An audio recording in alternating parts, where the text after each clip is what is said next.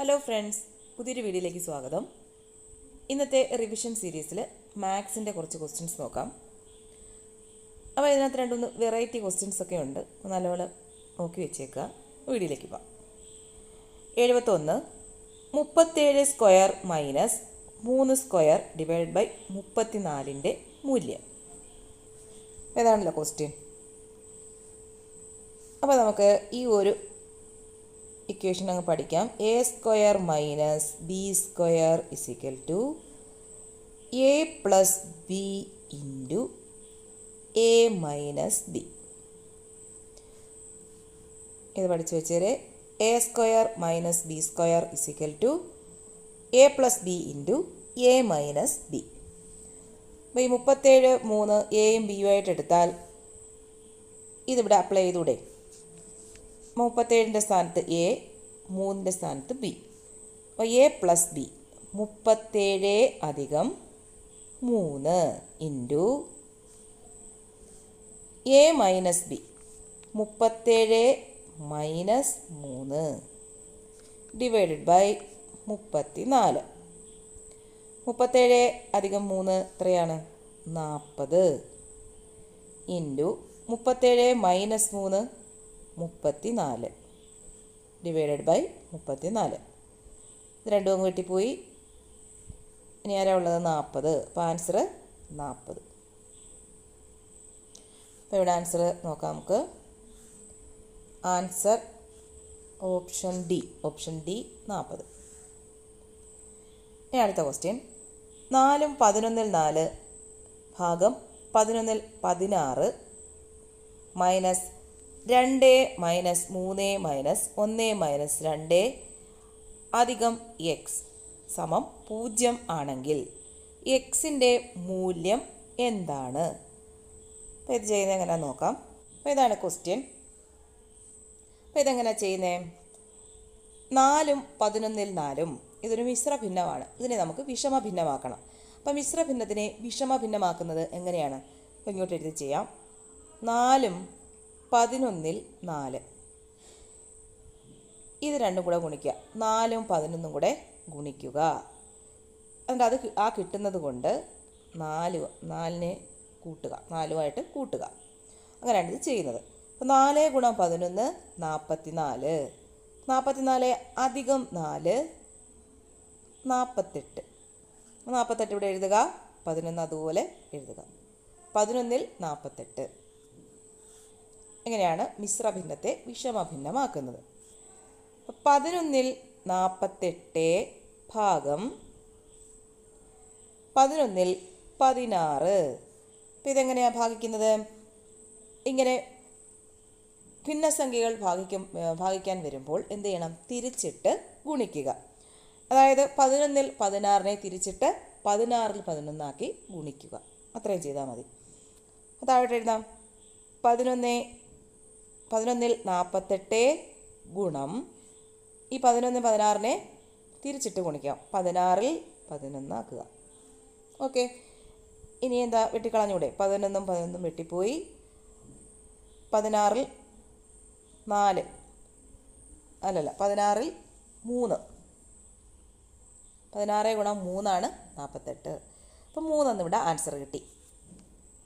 3. ഇനി ബാക്കി നമുക്ക് ചെയ്യാം. അതങ്ങ് മായ്ച്ച് കളയാം, സ്ഥലമില്ല. അപ്പോൾ ഇത്രയും ഭാഗം കിട്ടി, 3 കിട്ടി. ഇനി 3 ഇവിടെ മൈനസ് ചിഹ്നമാണല്ലോ കിടക്കുന്നത്. Minus 2 minus 3 minus 1 minus 2 plus X. അപ്പോൾ ഈ എക്സ് ആണ് നമുക്ക് കണ്ടുപിടിക്കേണ്ടത്. ആദ്യം ഈ സ്ക്വയർ ബ്രാക്കറ്റ് അങ്ങ് ചെയ്യാം.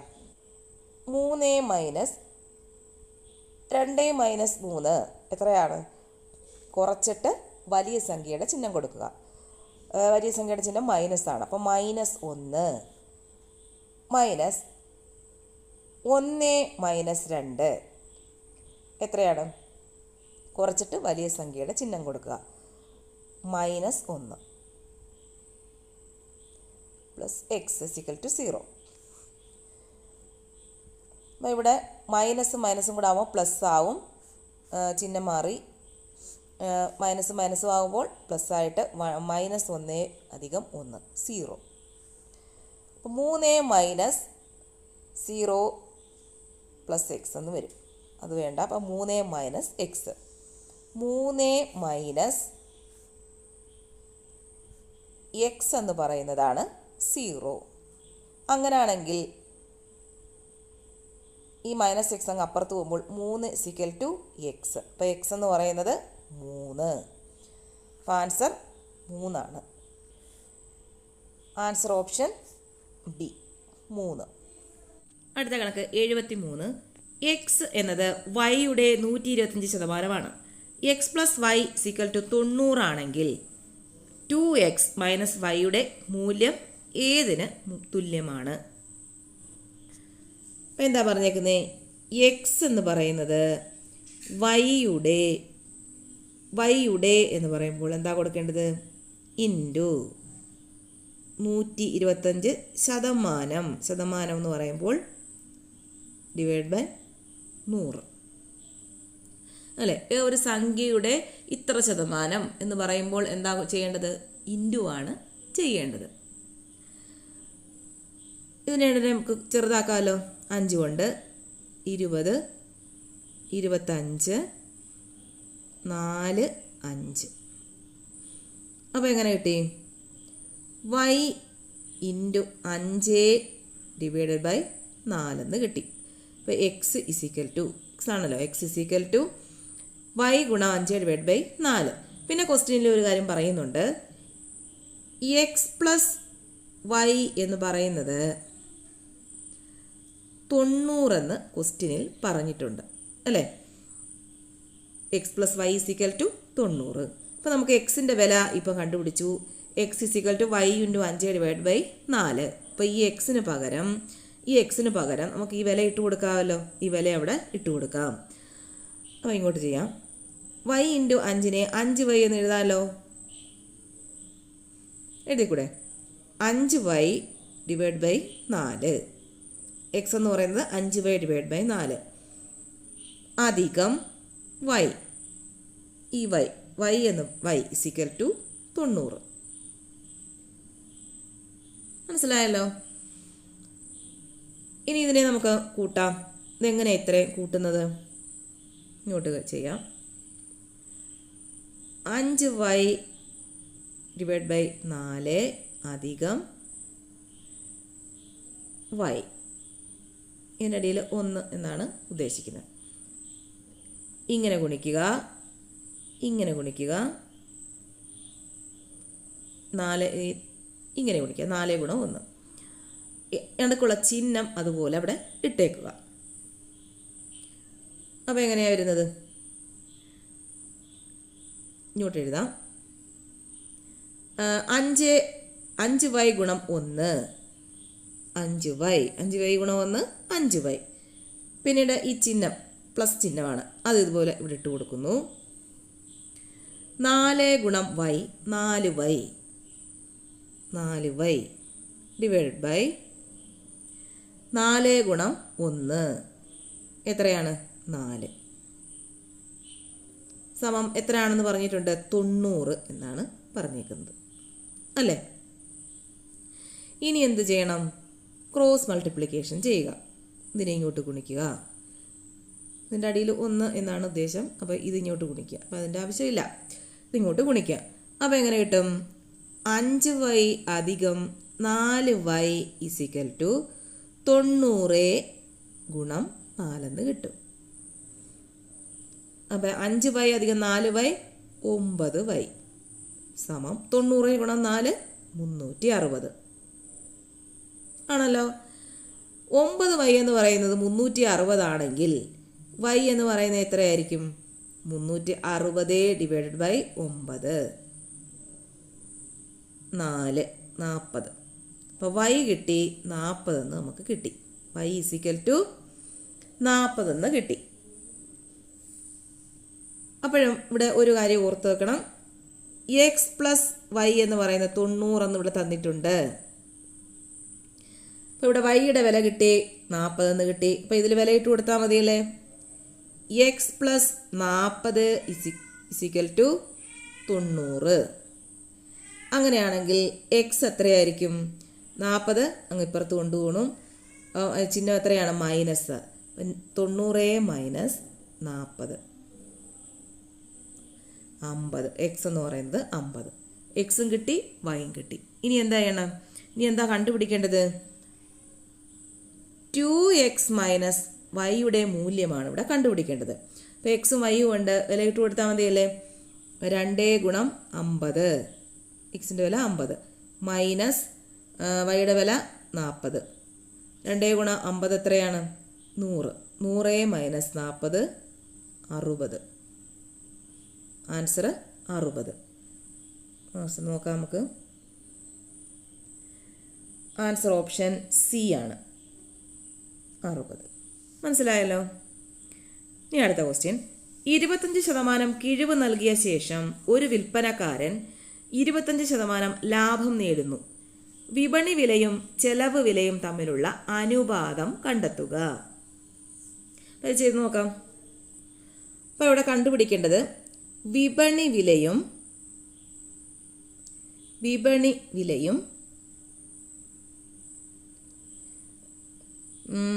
ചെലവ്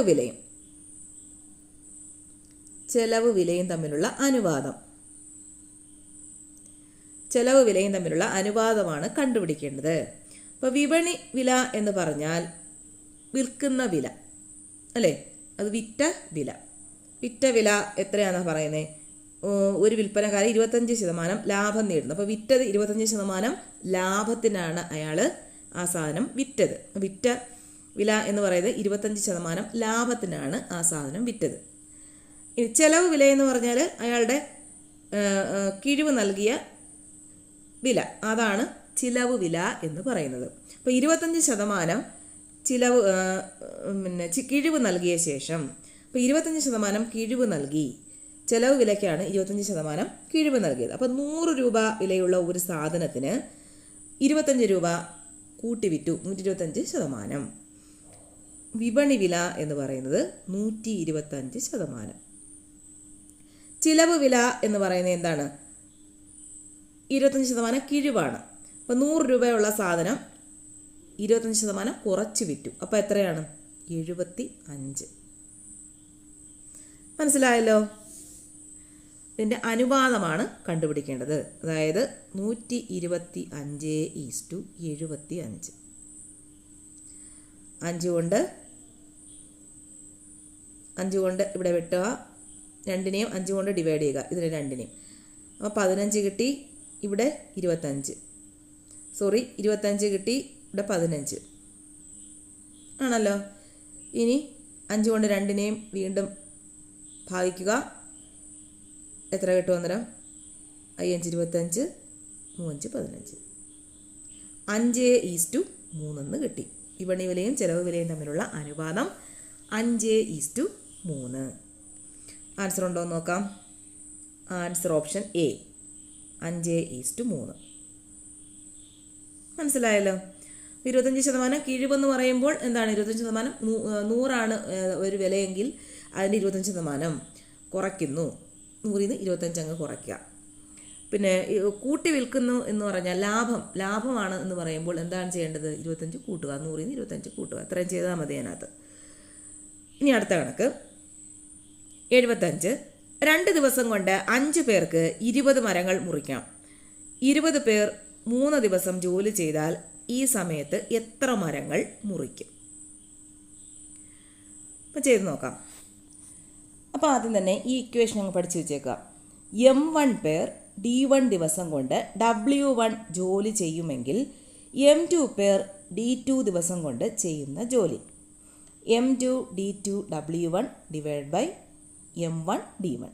അതായത് M2 into D2 into W1 divide by M1 into D1. അപ്പോൾ ഈ ഇക്വേഷൻ പഠിച്ചു വെച്ചേക്കുക. ഇത് വെച്ചാണ് നമ്മളെ കണക്ക് ചെയ്യുന്നത്.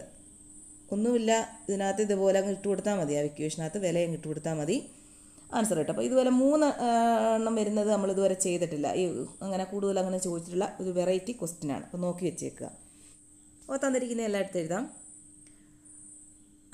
M1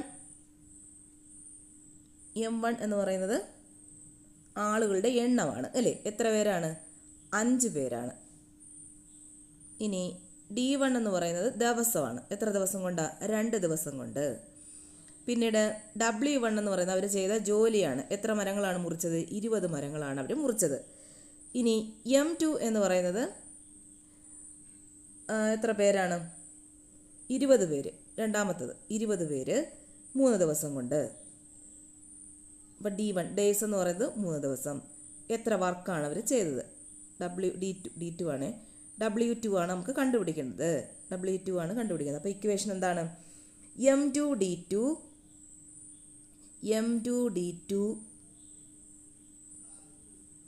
M2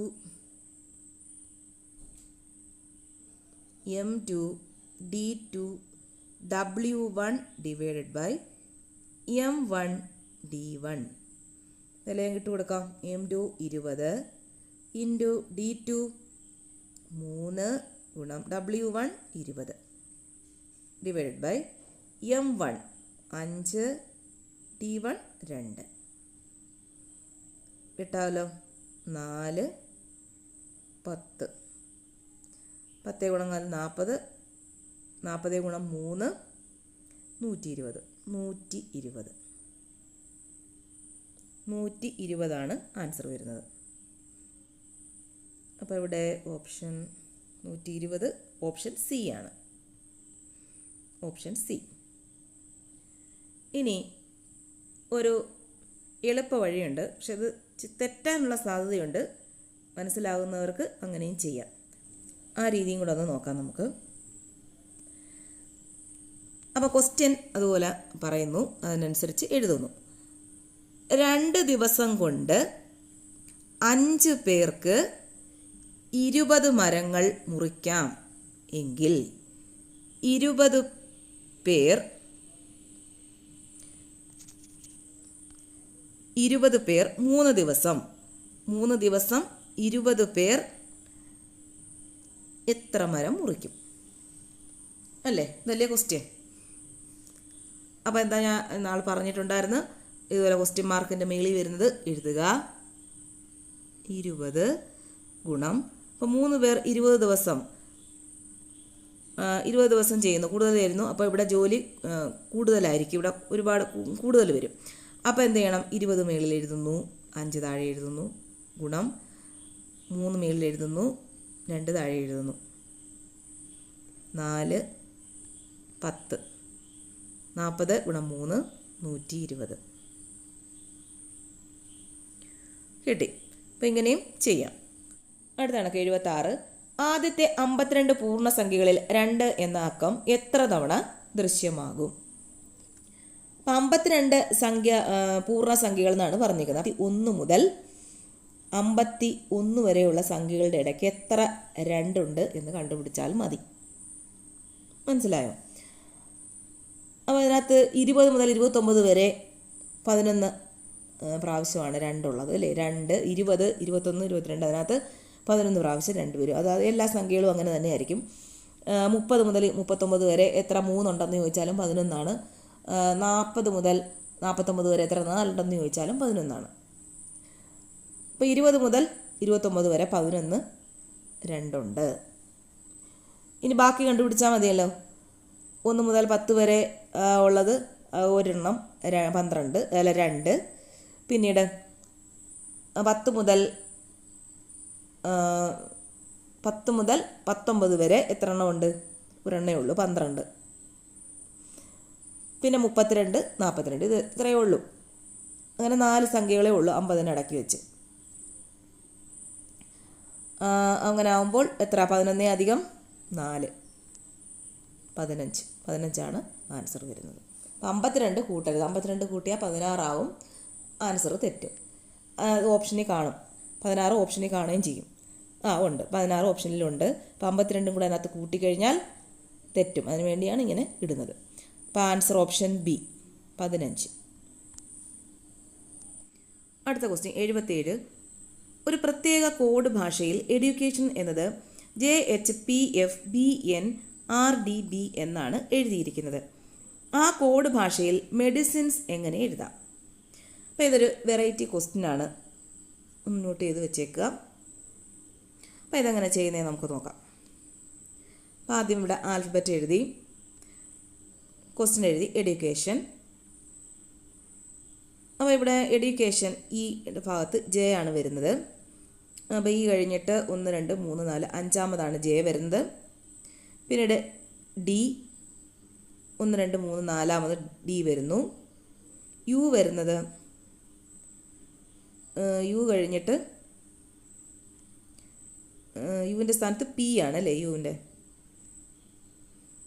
2 3 4 5 -5 വരുന്നു. പിന്നീട് സിയുടെ അടുത്ത് എഫ് ആണ് വരുന്നത്. ഇവിടെ വരുമ്പോൾ മൂന്നാമതാണ് എഫ് വരുന്നത്. അപ്പോൾ ഇതൊരു ഇറഗുലറായിട്ടാണ് വരുന്നത്. അപ്പോൾ ഇത് ഇങ്ങനെ നോക്കിയല്ല +5 അല്ലെങ്കിൽ -5 അങ്ങനെയല്ല പോകുന്നത്, ഒരു ഇറഗുലാരിറ്റി ഉണ്ട്. അപ്പോൾ ഇത് വേറെ ഏതോ രീതിയിലാണ് ഇത് ചെയ്തിരിക്കുന്നത്. അപ്പോൾ ഇതെങ്ങനെയാണ് ചെയ്തേക്കുന്നത്? ഈ ആൽഫബറ്റിൻ്റെ കറസ്പോണ്ടിങ് അക്കങ്ങൾ അനുസരിച്ചാണ് ഇവിടെ കൊടുത്തിരിക്കുന്നത്. അപ്പോൾ നോക്കാം, നമുക്ക് ചെയ്ത് നോക്കാം. എയുടെ 1, ബി 2, 3, 4, 5, 6, 7, 8, 9, 10, 11, 12, 12 എൽ 12 13 എം 14 15 16 17 18 19 20 21 22 23 24 25 26 എല്ലാം ആയല്ലോ. ഇടി പറഞ്ഞിരിക്കുന്നത് എന്താണ്? ഈയുടെ താഴെ വരുന്നത് ജെ ആണ് അല്ലേ, ഈയുടെ കറസ്പോണ്ടിങ് ആയിട്ട് വരുന്നത് ജെ. അപ്പോൾ ഈ അഞ്ചാമത്തതാണ്, അതിൻ്റെ കൂടെ ഒരു 5 കൂടെ കഴിഞ്ഞിട്ടാണ് ജെ വരുന്നത്. അതായത് ഈ കഴിഞ്ഞ് 1 2 3 4 5 അഞ്ചാമത് ജെ വരുന്നു. ഇനി വരുന്നത് എന്താണ്? ഡിയുടെ സ്ഥാനത്ത് എച്ച് വരുന്നു. അപ്പോൾ ഡി നാലാമതാണ് കിടക്കുന്നത്. പിന്നീട് അങ്ങോട്ടും ഒരു 4 പോട്ടെ, 1 2 3 4 എച്ച് വന്നല്ലോ. ഇനി യു പി ആണ് വരുന്നത്. യുവിൻ്റെ സ്ഥാനത്ത് പി വരുന്നു. യുവിൻ്റെ എത്രയാണ്? 21 ആണ്. അപ്പോൾ യു കഴിഞ്ഞ് 21 വീണ്ടും അങ്ങോട്ട് പോകണം. യു കഴിഞ്ഞിട്ട് 1 2 3 4 5 6 7 8 9 10 11 12 13 14 15 16 17 18 19 20 21 പി. പി അല്ലേ വരുന്നത്? യുവിൻ്റെ സ്ഥാനത്ത് പി വരുന്നു. ഇനി സിയുടെ സ്ഥാനത്ത് എഫ് വരുന്നു. സി 3 ആണ്. സി കഴിഞ്ഞ് വീണ്ടും 3 അങ്ങോട്ട് പോകണം, വലത്തോട്ട് പോകണം. 1 2 3 എഫ് വരുന്നു. അങ്ങനെയാണ് ഇവിടെ എടുത്തിരിക്കുന്നത്. ഈ ഇസഡ് വരെ വന്നിട്ട് വീണ്ടും എന്ത് വേണം? എ ബി സി ഡി വേണം തുടങ്ങാൻ കേട്ടോ. എഫ് സിയുടെ എഫ്, എയുടേത് ബി. എ ഒന്നാമത്തതാണ്, 1 കഴിഞ്ഞ് 1 കൂടെ പോകുമ്പോൾ ബി വരുന്നു. ഇനി ടിയുടെ സ്ഥാനത്ത് എൻ വരുന്നു. ടിയുടെ എന്ത് ചെയ്യും? ടി 20ാമത്തെ അക്ഷരമാണ് ടി എന്ന് പറയുന്നത്. അപ്പോൾ വീണ്ടും ഒരു 20 വലത്തോട്ട് എണ്ണി പോവുക. 1 2 3 4 5 6 7 8 9 10 11 12 13 14 15 16 17 18 19 20 എൻ വരും. ആണോ? ടിയുടെ സ്ഥാനത്ത് എൻ വരുന്നു. കറക്റ്റ്. ഐയുടെ സ്ഥാനത്ത് 6 വരുന്നു. ഐ 9ാമത്തതാണ്. വൈ കഴിഞ്ഞ് വീണ്ടും ഒരു 9 എണ്ണി പോവുക. 1 2 1 2 3 4 5 6 7 8 9 6 വരുന്നു. ഐയുടെ സ്ഥാനത്ത് 6 കറക്റ്റാണ്. ഓയുടെ സ്ഥാനത്ത് ഡി വരുന്നു. ഓ എത്രാമത്തെ അക്ഷരമാണ്? 15ാമത്തതാണ്. അപ്പോൾ ഓ കഴിഞ്ഞ് വീണ്ടും 15 എണ്ണുക. 1 2 3 4 5 6 7 8 9 10 11 12 13 14 15 ഡി വരുന്നു. ഡി. എൻ ബി ആണ്. എന്നിൻ്റെ എത്രയാണ്? 14. അപ്പോൾ എൻ കഴിഞ്ഞ് വീണ്ടും 14 അങ്ങോട്ട് എണ്ണുക. 1 2 3 4 5 6 7 8 9 10 11 12 13 14 ബി വന്നു. കറക്റ്റാണല്ലോ. അപ്പോൾ ഇങ്ങനെയാണ് അതിൻ്റെ എണ്ണിയെടുത്തിരിക്കുന്നത്. അത് വെച്ച് മെഡിസിൻസ് നമുക്ക് നോക്കാം. എമ്മിൻ്റെ സ്ഥാനത്ത് എന്താണ് വരേണ്ടത്? 13ാമത്തെ അക്ഷരമാണ് എം എന്ന് പറയുന്നത്. എം കഴിഞ്ഞ് വീണ്ടും 13 അങ്ങോട്ട് എണ്ണി പോവുക. 1 2 3 4 5 6 7 8 9 10 11 12 13. Z E. ഈ 5ാമത്തതാണ്, നേരത്തെ കണ്ടുപിടിച്ചതാണ് അല്ലേ? ജെ. അപ്പോൾ ഇതിനിവിടെ ഉള്ളതെല്ലാം അതേപോലെ അങ്ങ് എഴുതാം. ഡിയുടെ സ്ഥാനത്ത് എച്ച്, മുകളിലുണ്ടല്ലോ അതെല്ലാം കണ്ടുപിടിച്ചത്. ഐ എന്തുവാ? R. C F. I R. N B ഉണ്ടോ? പകുതി ഇവിടെ കിട്ടിയിട്ടുണ്ട്. E J. ഇനി എസ് മാത്രം കണ്ടുപിടിച്ചാൽ മതി. എസ് എത്രയാണ്? 19ാമത്തെ നമ്പറാണ് എസിൻ്റെ നമ്പർ. ഇനി എസ് കഴിഞ്ഞിട്ട് 19 എണ്ണുക. 1 2 3 4 5 6 7 8 9 10 11 12 13 14 15 16 17 18 19. എൽ. അപ്പോൾ വരുന്നത് എന്താണ്? എല്ലാണ് വരുന്നത്. എസിൻ്റെ സ്ഥാനത്ത് വരുന്നത് എൽ. അപ്പോൾ ബാക്കിയെല്ലാം ഈ ക്വസ്റ്റ്യനിൽ തന്നെ ഉണ്ടായിരുന്നല്ലേ? 1 2 നമുക്ക് കണ്ടുപിടിച്ചാൽ മതി. അപ്പോൾ Z J H R F R B J L എന്നാണ് ആൻസർ വരുന്നത്. അത് എവിടെയാണ് ഉള്ളത്? ആൻസർ ഓപ്ഷൻ സി ആണ്. പക്ഷേ അതിനിടയ്ക്ക് ഒരു എക്സ് കയറി വരുന്നുണ്ട്. ആൻസർ ഓപ്ഷൻ സി വരുന്നു. ഇടയ്ക്ക് കണ്ട് എക്സ് വരുന്നു. അത് ആരുടെ സ്ഥാനത്താണ് എക്സ് വന്നത്? ബിയുടെ സ്ഥാനത്താണ് അല്ലേ? അല്ല, സിയുടെ സ്ഥാനത്താണ് എക്സ് വന്നത്. അതായത് നടുക്ക് വരുന്നു. അപ്പോൾ ഇവിടെ നടുക്ക് എ ആയിരുന്നു അല്ലേ? അത് ബി തന്നെ വന്നു. അപ്പോൾ നമ്മൾ എണ്ണിപ്പോയ കണക്ക് തന്നെയാണ് ക്വസ്റ്റ്യനിൽ വന്നിരിക്കുന്നത്. പക്ഷേ ആൻസറിൽ വന്നപ്പോഴത്തേക്ക് എന്താ വന്നത്? ആൻസറിൽ വന്നപ്പം സി. ഈ ഇസഡ് മുതൽ ബാക്കിലോട്ട് അങ്ങ് പോയിട്ട് എക്സ് എടുത്തങ്ങ് സി ആക്കി, സിക്ക് പകരമാക്കി. അങ്ങനെയാണെങ്കിൽ ഇവിടെ എ വരേണ്ടത് എന്താണ്? ഇസഡ് ആണ് വരേണ്ടത്. അപ്പോൾ ഇവിടെ ക്വസ്റ്റ്യൻ ചെയ്തത് വേറൊരെണ്ണം, ആൻസർ വേറൊരെണ്ണം എഴുതി വെച്ചു. അപ്പോൾ അവിടെ അവർക്ക് പാളിപ്പോയി. നമ്മളെ ആൻസർ തന്നെയാണ്, ഇവരെ ക്വസ്റ്റ്യന് അനുസരിച്ച് നമ്മുടെ ആൻസർ കറക്റ്റാണ്. അപ്പോൾ ഇതൊരു വെറൈറ്റി ക്വസ്റ്റ്യൻ അല്ലേ? അപ്പോൾ നോക്കി വെച്ചേക്കാം. ഇനി അടുത്തത് 78. തുടർച്ചയായി 3 പൂർണ്ണസംഖ്യകളുടെ ഗുണനം എപ്പോഴും ഡാഷ് കൊണ്ട് ശിഷ്ടമില്ലാതെ ഹരിക്കാനാകും. അതിൻ്റെ ആൻസർ വരുന്നത് ഓപ്ഷൻ ബി 6 ആണ് കേട്ടോ. 6 കൊണ്ട് 3 പൂർണ്ണസംഖ്യകളുടെ ഗുണനം ശിഷ്ടമില്ലാതെ ഹരിക്കാൻ പറ്റും. ഏത് സംഖ്യ വെച്ച് നിങ്ങൾ ചെയ്ത് നോക്കിയാൽ മതി. 45 46 47 ഡിവൈഡ് ബൈ 6 ആയാലും അതിന് ശിഷ്ടം വരത്തില്ല. 20 21 22 ഗുണിച്ചിട്ട് 6 കൊണ്ട് ഡിവൈഡ് ചെയ്താലും ശിഷ്ടം വരത്തില്ല. 4 5 6 അതിനെ 6 കൊണ്ട് ഗുണിച്ചിട്ട് 6 കൊണ്ട് ഡിവൈഡ് ചെയ്താലും ശിഷ്ടം വരത്തില്ല. ഓക്കെ, ഇനി അടുത്ത കണക്ക് 79. ഇത് ഒരു വെറൈറ്റി കണക്കാണ്. നോക്കാം നമുക്ക്. ഒരാൾ വടക്കോട്ട് 25 അടി നടന്നു. പിന്നീട് വലത്തോട്ട് തിരിഞ്ഞ് 25 അടി നടന്നു. അയാൾ വീണ്ടും വലത്തോട്ട് തിരിഞ്ഞ് 50 അടി നടന്നു. ആ മനുഷ്യൻ സ്റ്റാർട്ടിംഗ് പോയിന്റിൽ നിന്നും എത്ര ദൂരെയാണ്? ഏത് ദിശയിലാണ്? ചെയ്തു നോക്കാം നമുക്ക്. അപ്പം ഇങ്ങനെയുള്ള കണക്കിൽ നമ്മൾ ആദ്യം എന്താണ് ചെയ്യേണ്ടത്? ഒരു ദിക്കങ്ങ് വരയ്ക്കുക. East west south north.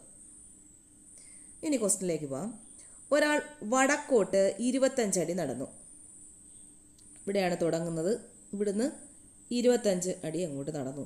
നോർത്താണല്ലോ, വടക്കാണ്, അങ്ങോട്ട് പോയി 25 അടി നടന്നു. പിന്നീട് എന്താ പറയുന്നത്?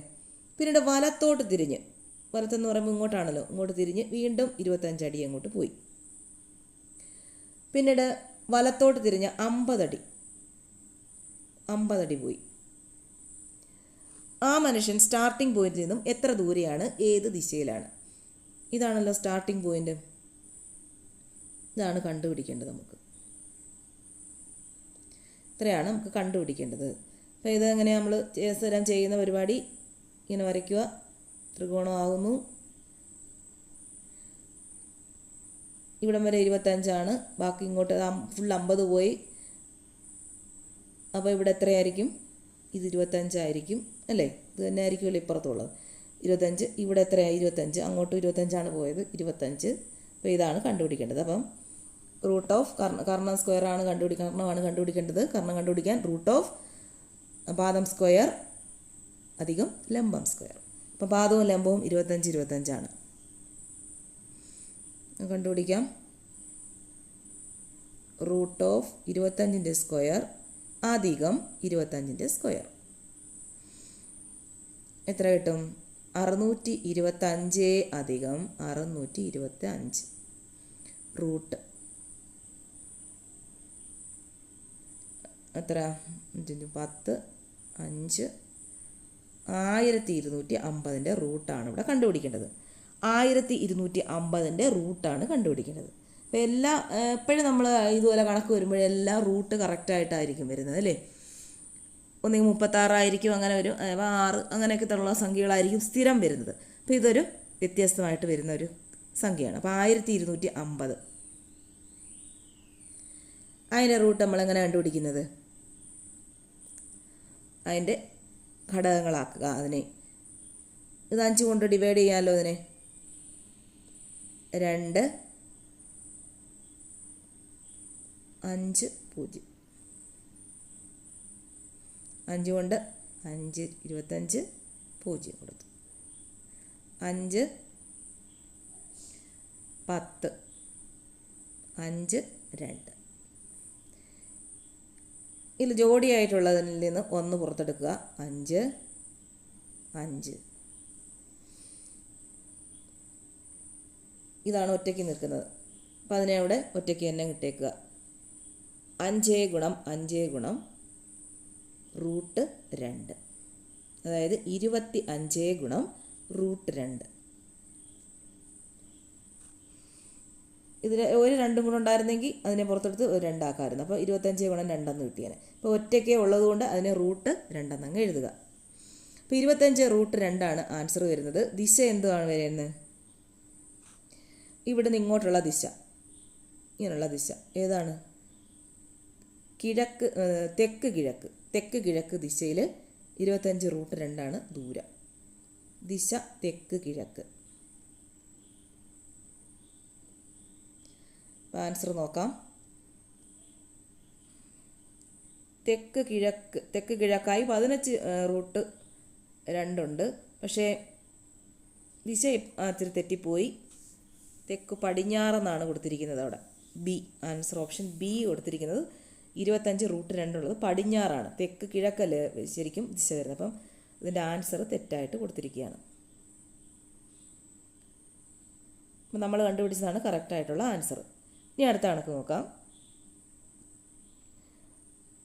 സമയം 3:20 ആയിരിക്കുമ്പോൾ ക്ലോക്കിൻ്റെ മിനിറ്റ് സൂചിക്കും മണിക്കൂർ സൂചിക്കും ഇടയിലുള്ള കോൺ. ഇത് നമ്മൾ സ്ഥിരം ചെയ്യുന്ന കണക്ക് തന്നെയാണ്. എന്താണ് ഇക്വേഷൻ വരുന്നത്? 30h minus 11/2 minute.